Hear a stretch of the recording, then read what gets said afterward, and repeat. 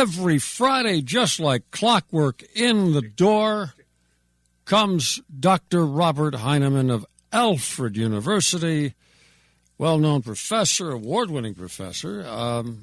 What else? Author. That's enough? Okay, let's get on with the show, he says. Get on with the show. Okay, let's go. Hit the opening there, Glenn. Next on News Talk, AM 1480 WLEA, the Newsmaker Show with Kevin Doran. Okay, Dr. Bob Heineman is our guest, and today, Dr. Bob, I'm going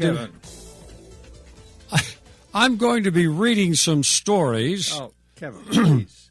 No, they won't be long. I mean, this isn't... Would you relax?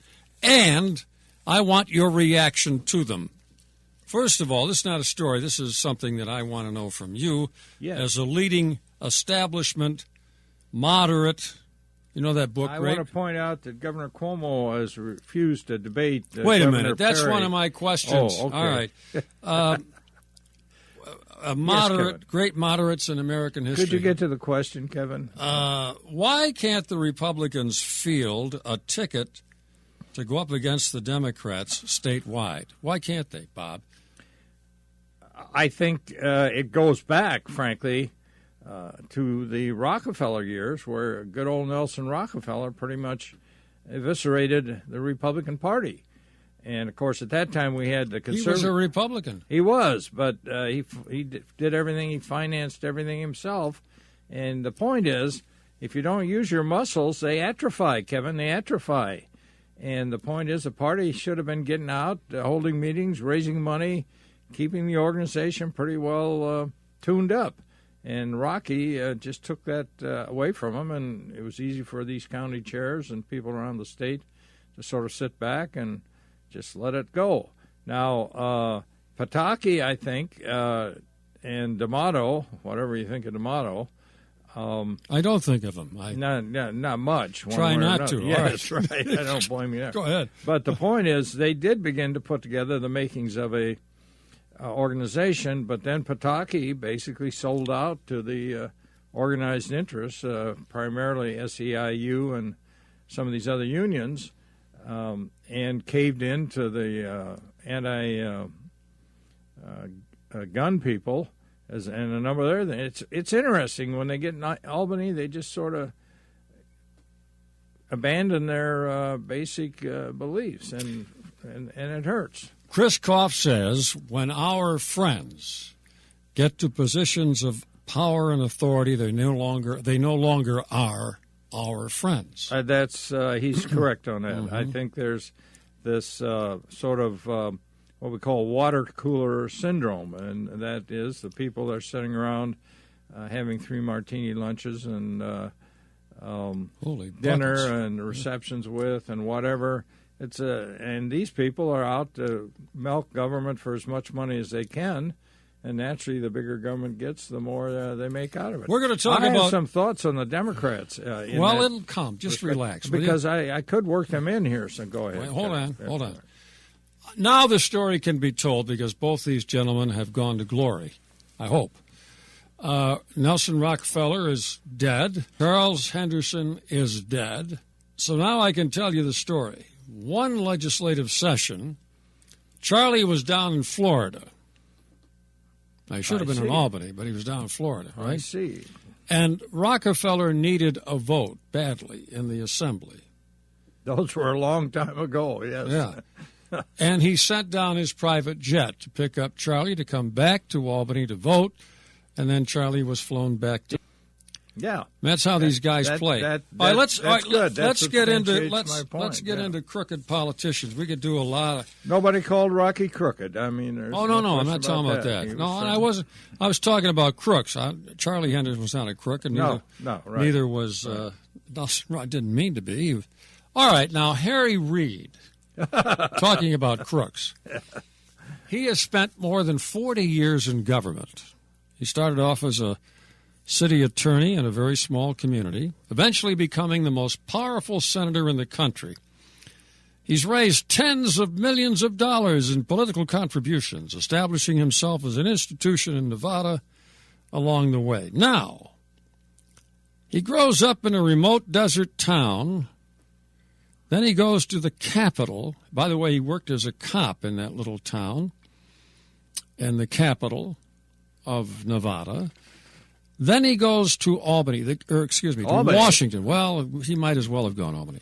From Reno to Washington. All right. Now, this guy is a millionaire. And I want to know, how can you become a millionaire on the salaries paid to congressmen and senators? How does that happen, Bob? I think it's wise investments. I think it's crooked, what it is. Well, I think, didn't we have recently here some legislation suggesting that senators should not use inside information to make their investments? I think Gillibrand was getting all kinds of publicity for trying to push that through, which most people would argue that's clearly criminal activity on the part of people on Wall Street and other average people, but apparently not on the part of U.S. senators who you might imagine are privy to a lot of inside information.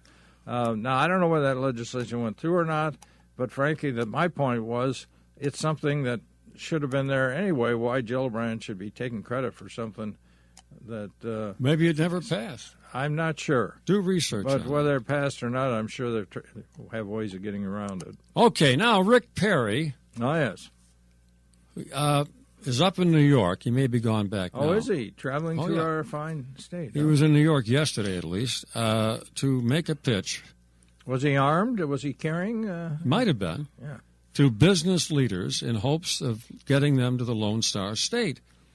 And again, he challenged Governor Cuomo to a debate, and Cuomo declined. And then our friend Rick Perry says, "Yes, I'm here recruiting business. I don't shy away from that. I'm very upfront about that. But I'm also here to help stimulate a conversation with the people of New York State, people of New York City, the legislators and the governor," said Mr. Perry. Yes, well, I think that's a good idea. I got to give him credit for that. Yesterday also, the news came out that the head of the Teamsters Union wants fracking in the Southern Tier because, now get this, the Southern Tier is one of the poorest parts of the United States. It is. I think it would rank absolutely last. It's sad. Anybody among our listening audience in this area, now, of course, our listening audience goes worldwide, but... but there aren't a lot of people out there worldwide listening, but... I mean, I don't want to deceive you on that. We are on the we're on the web. I thought I was broadcasting across the time zone. Have you gotten any letters from Lithuania lately? Well, I may have. But the point is that what was the point we were talking about here? Talking about Rick Perry coming up here and stealing our industry as if we had the fracking. Right. Yeah, the fracking and the fracking. Thing that. I don't know if I mentioned this earlier, but what really burns me is that Obama clearly is trying to stall this pipeline across the central United States, which would bring in thousands of jobs, would improve our ability to export oil, and is not going to involve any more drilling or anything because I think the oil's coming from Canada. Why would you do that? I mean... I'll take you back, please, Heineman. Please don't get excited. I'll take you back to January of 2009 yes. when your host, your friend... Oh, that's pushing it, but go ahead. All right, your host said publicly on this radio station, only to be ridiculed by some of your colleagues, that this man was going to bring the country down. And that's all part of his agenda. Yeah, Don't you understand that? It is interesting to listen to these anti-frackers and some of these people. They clearly, well, first of all, a lot of them were Marxists 20 years ago. And it really is kind of hilarious to watch. They've now become environmentalists.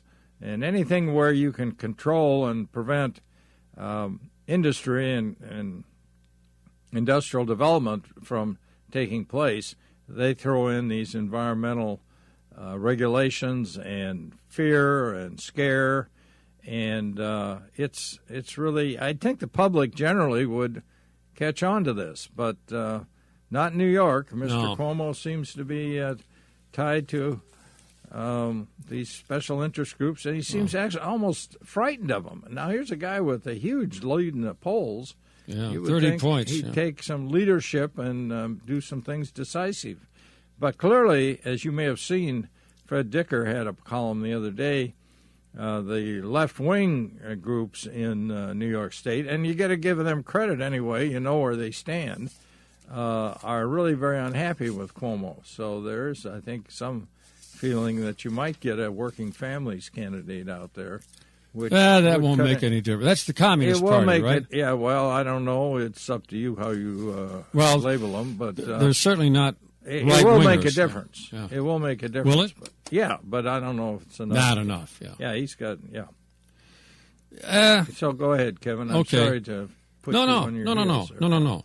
Now, this comes from Newsmax, I think. Religious leaders are slamming a documentary to be shown at the nation's 9/11 museum because it might make people believe that Islam was responsible for the attacks that killed nearly 3,000 people in 2001. We all know, of course, it was Midwest Methodists who did that.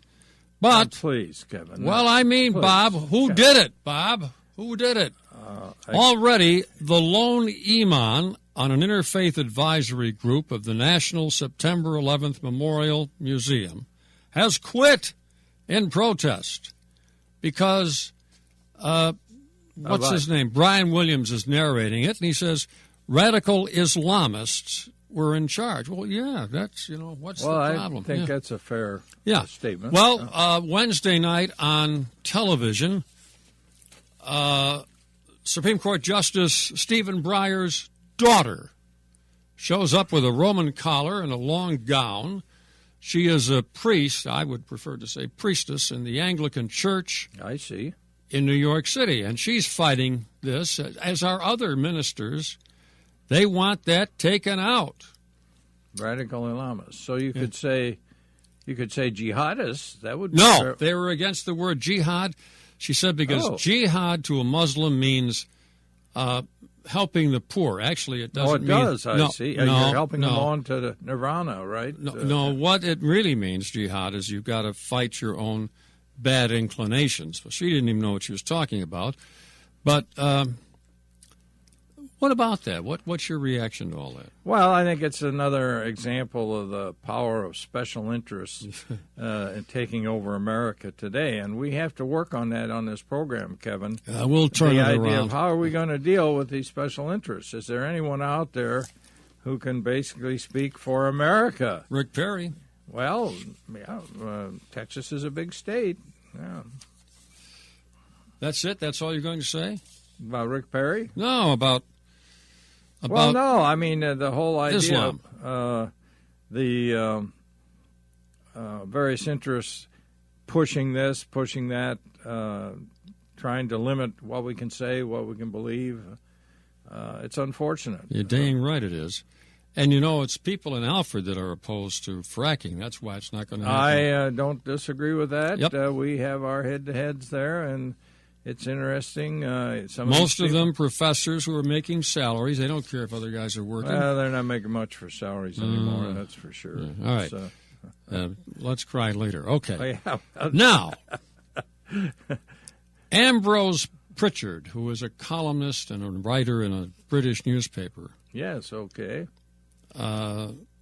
Says, quote, President Putin knows exactly what the U.S. can do with its financial weapons. And, Obama's threatening.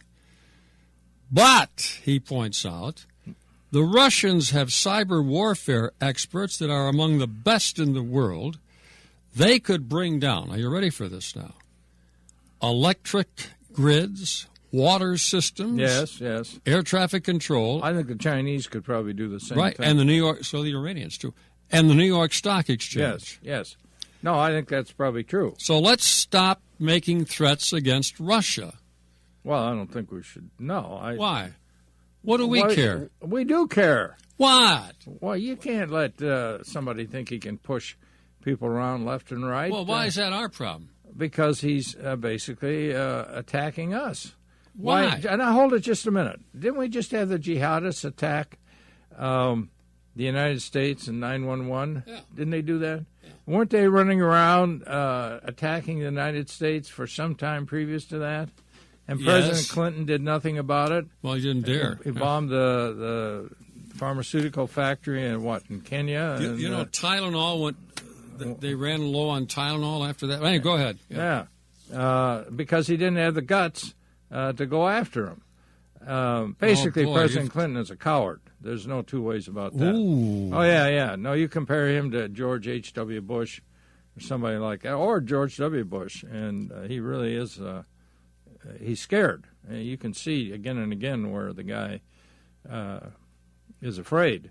So the point is, we let these Islamic groups build, and I'm talking about Putin. Well, the point is the same. Why are you going to let Putin continue to build his military, continue to threaten and push the United States? Now, the other alternative would be basically to get out of Eastern Europe and just sit back and let Putin run rampant there. Or how about then he wouldn't be opposing us. We'd say, well, that's not our interest. They could follow your view, Kevin, and say, wait a minute. Well, no, we'll just let them go. It's no big deal to us. Next you've thing you changed. Know, you've changed. You have changed your opinion because I'm earlier, a very adaptable person. Well, yes, what happened? Did the Republican Party tell you to change, or what? Oh, nobody wants to go to war. Right out of CBS News. Nobody wants to go to war in Ukraine. Well, no, I agree. Why? No, you don't want to. But let me make a prediction. Who wants to go to war outside of the Nazis and the Republican neocons? They've never seen a war they didn't want to get into. Have kind of disappeared, Kevin. Well, John McCain's still out there. Yeah, well, I wouldn't call him a neocon. I'd call him kind of What? What would you call him? He's a fine man in many ways. I just think he kind of jumps from one spot to the other a little faster than. Yes, Kevin. So the point is, you can't let Putin do this. Now, why? I don't think there's any question. We have the capability to take down their systems. They have the capability to take down our systems. And that's one of the problems with depending on these huge cyber networks. They are vulnerable. Now, when we talked the other day, and I said, vulnerability, I'm talking about the military. I don't think our military is vulnerable. I don't think you can crack it. Will be if he keeps cutting it back. I'm talking about the cyber networks and systems. I think they're pretty well protected. But, the banking and all these other areas, let me go back to really Putin. Vulnerable. May I go back to Putin? Yeah. Well, you certainly may, Kevin. Go ahead. Putin is not stupid. Well, who said he was stupid? Well, let me finish the sentence. How did that? He may take back that part of Ukraine that was primarily Russian, but he doesn't want the rest of Ukraine. We heard this argument before. I know, yes. But the people in the western part of Ukraine hate. That's the only word I can come up with.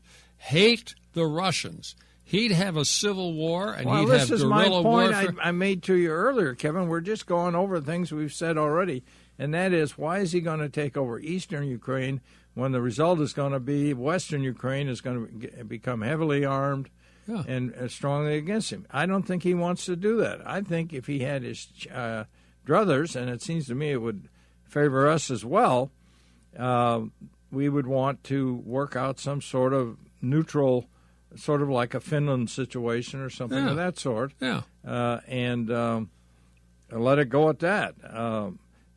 It seems to me that would advantage both of us. I do want to say this, though. It's kind of interesting that Vice President Biden is in Kiev. Oh, he'll tell him. Well, the point you're going to see more and more, I think, is that Vice President Biden is going to be on TV a lot now. And I think Obama will be giving him a lot of assignments where he gets a lot of publicity, and you can see him as a national and international leader. You can see what's happening here, can't you, Kevin? They're putting the blocks to Hillary? Is that what you're saying? Just a thought, Kevin. Oh, now listen.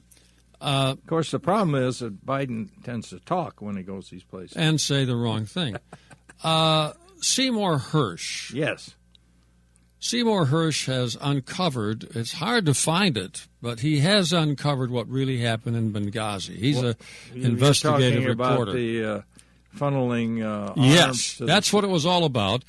That's why they were in Benghazi. They were funneling Libyan arms to the Turks, who were then sending it to the rebels in Syria. Yes. So the question here, Kevin, is why would Al-Qaeda attack them? That's the question I have. Well, these are different guys. They may not have known what was going on. So they just attack. Oh, okay. So they just attack it because it was a consulate. Yeah. And vulnerable. They weren't going after it because they knew it was sort of a center. What? No. But that kind of stuff was all done very secretly. But that would account for why Obama and Clinton lied and lied and lied and lied. No, I think that's because he could be impeached for that. Well, certainly, I think if, as Hirsch is suggesting, Congress wasn't informed that this was going on, and they lied about it. Yep. You do have, that's where people get themselves in trouble again and again and again. Mm-hmm. It's not so much what they were doing, but their attempts to lie and cover up. Well, we know they lied and covered up. That's beyond dispute, right? The question is, and the reason is because they were shipping arms to the bad guys in Syria without letting Congress or anybody know. Right. And the reason for that is that the Turkish president is for the bad guys in Syria, the rebels, the Al-Qaeda people. And I don't know if he supports Al-Qaeda. No, he doesn't now. He was hoping that the Syrian rebels would overthrow Assad. By the way, what did Assad do that everyone says he's got to go? What? I don't think he did anything. No. First of all, the Assad family, he and his father murdered. Oh, yeah, they're not nice people. Yeah. No, not nice people. But I think what happened was you had this overflow from the so-called Arab Spring, and you begin to get the makings of a revolution and rebellion in Syria, and Clinton and Obama immediately pile on this, and Assad's another dictator, etc., probably more of a dictator than Mubarak. I can give him that. Plus, I think maybe the Israelis thought, well, here's a chance to get somebody in here we can work with. Our time is gone. So that kind of explains what started the thing out, Kevin. Our time is gone. We have to stop now, Kevin? Our time is gone. Oh. Okay. But next week, Bob, I want to talk about the guy in Las Vegas who spent $88 million trying to smear Mitt Romney in 2012. And supported Newt Gingrich because he thought Newt would be more pro-Israel. I don't know what the problem was. Right. Mitt Romney was pro-Israel. Then he spent $77 million trying to get Romney elected. Is this Adelman or is that? Yes, I can't remember the guy's name. Right. Then there is the guy on the West Coast who's going to give the Democrats $100 million if they are fighting, get this now, climate change. Yeah, no, okay. I've seen that, yeah. But the funny part of it is, you know how that guy made his $1 million? Or his $100 million, billion, whatever he's got? Coal. Yeah. Well, no, I think we have to discuss this because I think the Democrats are becoming prisoners of so are the Republicans. American financial interests. So are the Republicans. Well, but they've always accused the Republicans. Yeah, the funny thing is that Obama is closer to Wall Street than any Republican ever has been. They've got to be very happy with him. Oh, yeah, they are. That's why they gave him so much money. Right. Yeah. Well, we'll pick that up next week, Bob. Well, Meanwhile, I hope so, Kevin. Have a pleasant week. Thank you, Kevin. You're welcome.